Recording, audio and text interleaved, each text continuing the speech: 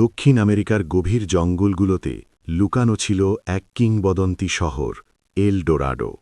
শোনা যায়, শহরের রাজা প্রতিদিন সোনার ধুলোয় ঢাকা হতো, মাথা থেকে পা পর্যন্ত। তারপর পবিত্র হ্রদে ডুব দিয়ে তা ধুয়ে ফেলত।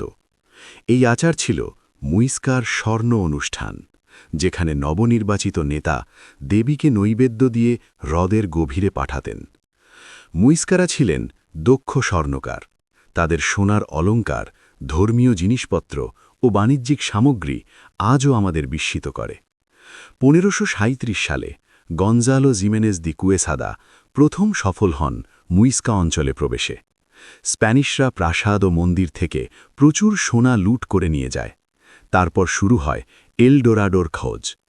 ইউরোপীয়রা গায়ানা থেকে প্যারিমে হ্রদের গভীর অঞ্চল অনুসন্ধান চালায়, কিন্তু শহরটি কখনো পাওয়া যায়নি। শেষ পর্যন্ত আলেকজান্ডার ভন হামবোল্ট ১৯ শতকে ঘোষণা করেন, এল ডোরাডো শুধুই একটি পৌরাণিক গল্প।